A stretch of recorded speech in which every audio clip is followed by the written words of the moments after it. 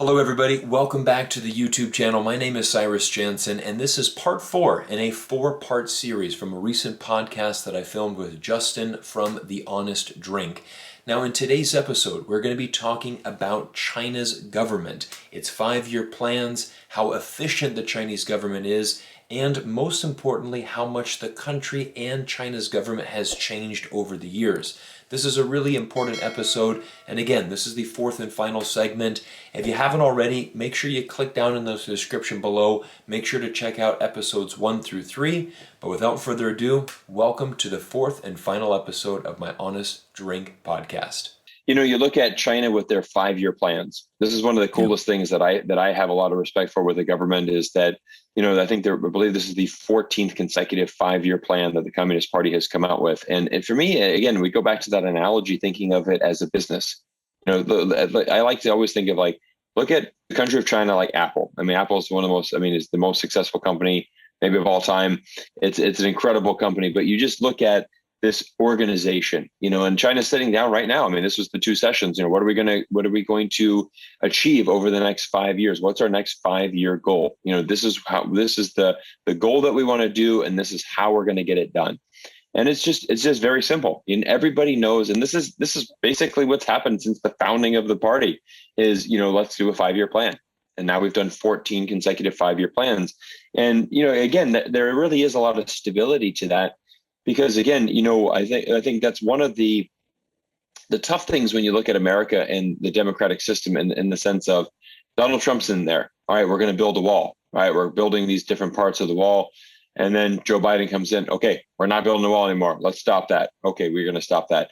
So you're constantly in one way, I mean, the system was designed to have a checks and balance so that if someone's, in power and you don't like him, that he's not going to be in power indefinitely. So we're going to replace him. But it is very difficult when you look at America and their ability to, respond. And this is why we see, certain bills and amendments, literally take years and sometimes decades to push through because of constant changing parties. Okay, this gets revoted, amendment this. It's very difficult to make anything. Nothing's efficient in the United States government. Nothing is efficient at all. And, the best example that I ever could possibly think of was obviously COVID-19, city of Wuhan, 2 hospitals in the span of 10 days. Interesting enough, very similar time, Donald Trump was actually standing, his impeachment trial, which took 20 days. It literally took double the amount of time. And we all knew going in, there was no way that he was going to be impeached. It was impossible, right? I think the Republicans had controlled the House or the Senate or one of the two. So obviously, even if he was voted guilty, they would have just overturned it the next day. So I'm kind of we literally wasted 20 days of time, the impeachment of Donald Trump. We know the result. He's not going to get impeached. He's going to be acquitted. And then, meanwhile, in half that amount of time, China's like, you know what? We're jumping on this, not now, but right now. We're building brand new hospital. In addition to that, we're getting medical supplies and medical doctors from every single province in China. All of you relocating to Wuhan now. And there's one last point that I'd like to bring up. I had somebody mention the other day that it's like, I understand why people wear facial masks in China because they're scared if they go out of their house, the communist government's going to, discipline them. I'm like, no, it really doesn't have anything to do with that at all. Honestly, people in China just are like, the government told us to wear facial masks. Yeah, it makes sense. Yeah, there's literally like a virus going around, that is transferred from human to human. Makes sense. We'll just wear a mask, stay indoors. People have this, again, it goes back to that perception. People are thinking, they're so scared the communist government's going to come down and just hammer them and, arrest them, put them in jail, send them away just because they're not wearing a mask. No, I mean, you just you have this compliance and you have a lot of trust there. I mean, you have a lot of trust in the party because, and again, this is what people are like, wow, I'm glad we don't have to vote for the party because that's a lot of responsibility. And again, look at what the party is doing, the organization, look at the last 30 years, look at how my life has improved. You'd be hard pressed to find Chinese people, that don't feel they haven't seen this economic boom and also seen tangible benefits for themselves and be like, yeah, I think our country's heading in the right direction. And then on the flip side, look at America. I mean, are we saying that Are we confident? Are we confident being like, all right, we got Joe Biden. We are headed in the right direction. Like things are looking very optimistic for America right now. We got a lot of issues we got to solve. We got a lot of problems right now, and it just doesn't look good. And I'm not saying that America's destined for failure, but again, I don't have that same level of optimism. I'm definitely more cautious in that regard. Well, I think there's a lot to be said on what is the perceived, if you just use, some unbiased thinking, like what is the perceived trajectory that these two countries are currently on right now, right? And I think one's clearly kind of going up, and you can argue that one is kind of clearly going down, at least for now, right? And then whether it's going to hold that trajectory is a whole different story. But like you said, there is a lot of political theater. Like everything is political theater, because when you have a system that is based on popularity and having popularity contests at all levels of government there, it's not just the president. You elect all your officials. So everything becomes a popularity contest. Then everything becomes political theater. And you have two parties, and it's dominated by two parties. I mean, China's dominated by one party. America, we like to think it's so much freer with a democracy, but it's only dominated by one more party than China, and that being two parties, true. Right? I mean, it's really 100% true. They decide who you get to vote for. It's not like you can just choose anybody. They prop up the candidates. So, and then when you have these two parties diametrically opposed to each other and constantly trying to shut each other down, you run in place, and there's a lot of running in place going on, and we can get into that, and we can get into a 4-year administration, like you touched upon, and after those 4 years, if they don't get reelected, then next guy comes in and just clears out everything that was built in those previous 4 years, and you start from zero again, right? And so where are you really going? Like what kind of progress are you really making? And I've always seen it as I see it as this. Like, I want to try to be fair here, because, China's government, in terms of what our Western standards are, is more authoritarian. I mean, it is a more authoritarian government. That's not to say it's bad or evil, but it's more authoritarian. No, 100%. And I think, you look at Lee Kuan Yew, the first prime minister of Singapore. I mean, a fantastic, world leader.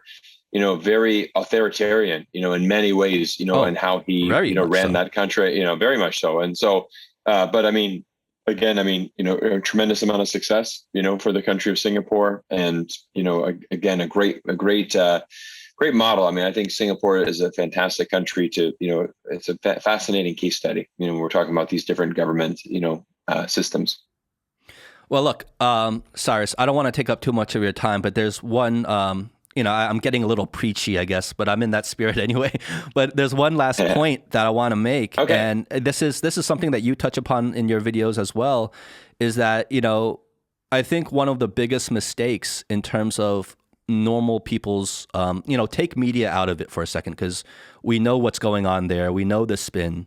But I think, even without the media, there's a tendency for a lot of, I think, Western people, and they don't know the difference between China before and China now, and they just think of it as all the same thing, right? So, and these are completely two different worlds. These are completely two different systems, two different countries, really, when you're comparing China decades ago and China what it is today, right? Correct. And I see it as kind of the growing pains that all nations go through. I don't think you can name a single prosperous nation in the world that did not go through its own turbulent growing pains. So the equivalent would be like if let's say I'm a Chinese person and I've never been to America, and my whole outlook on America was pre-Civil War America.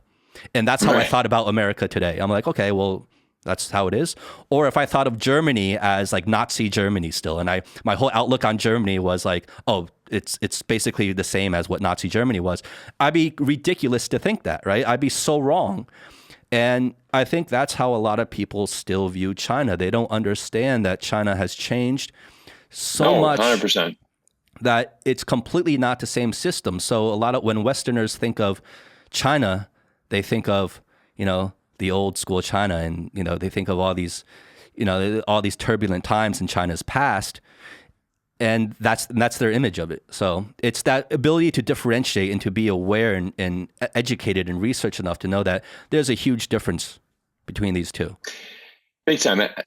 That's going to be a future video on my channel, and just simply titled "Has China Changed?" And talking about, from Mao Zedong to Xi Jinping and, this time frame.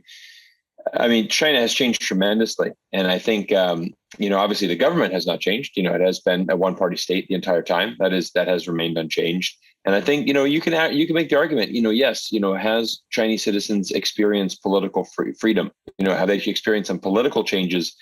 No, they haven't. Right? It's been a one-party state. But when you look at the personal freedoms of Chinese have exploded, in the past 30 years, and it's a much different China and a much different experience.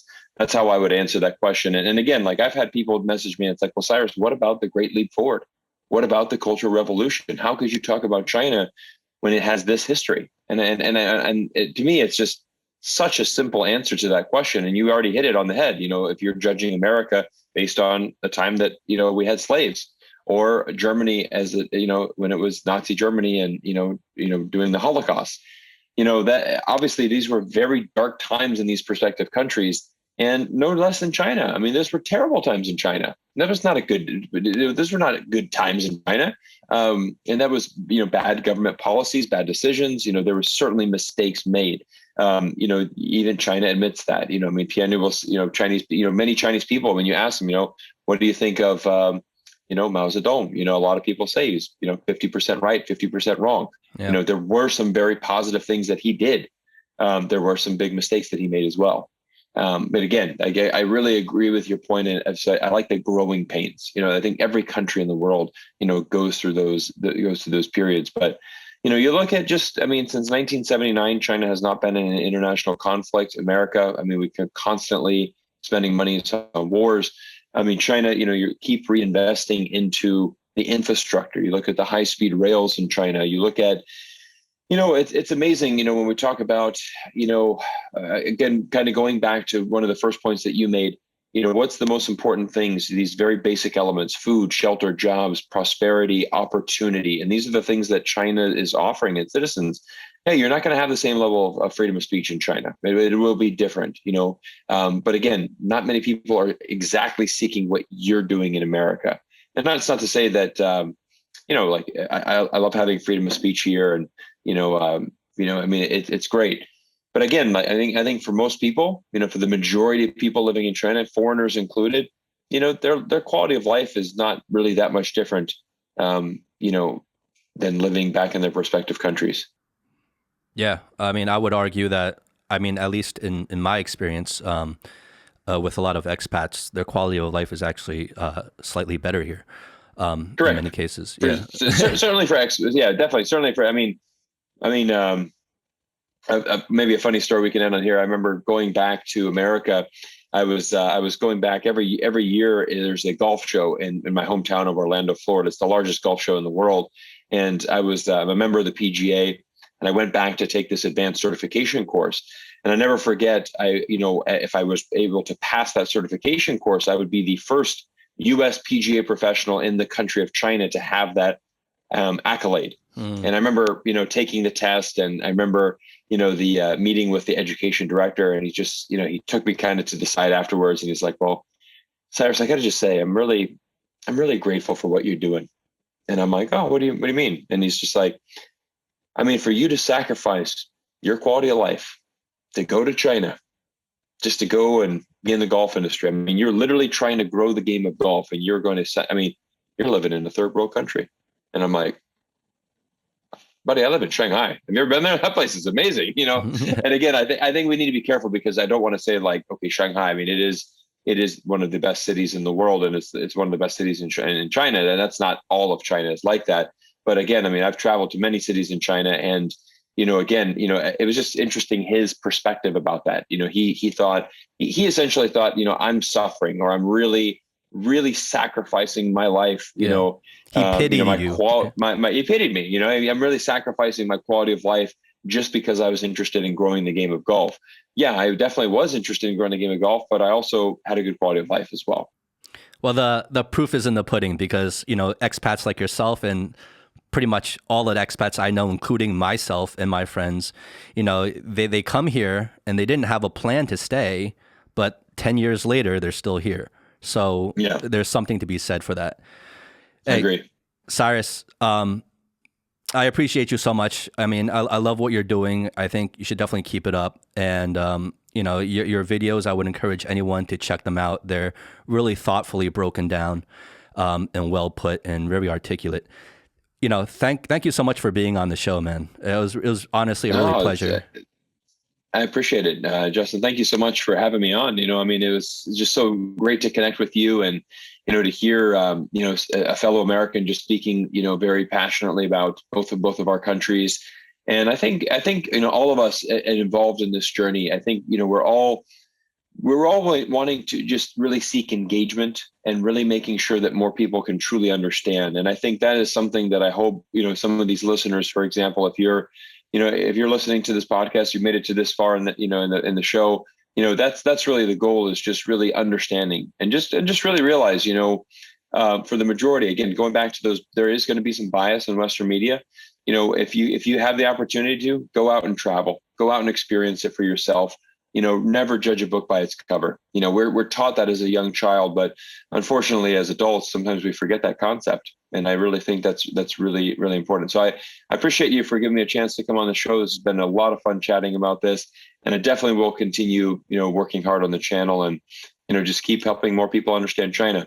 Well, everybody, I want to thank you for taking time out of your day to spend it with me here on YouTube. For those of you that have been able to watch all 4 episodes, I really hope you enjoyed this segment that I did. I hope to do more podcasts like this on the regular basis, and I also look forward to bringing in more guests to my own show, Real Talk China. I want to thank you all for your continued support as we help more people around the world truly understand the country of China. It remains one of my biggest passions in this life to help more people understand the real China. Why? Because China is going to play a very significant role in our future of our world, and it's important that we better understand, how to have a good relationship with the country of China. As always, my name is Cyrus. Thanks for spending time with me, and we'll see you in a future video.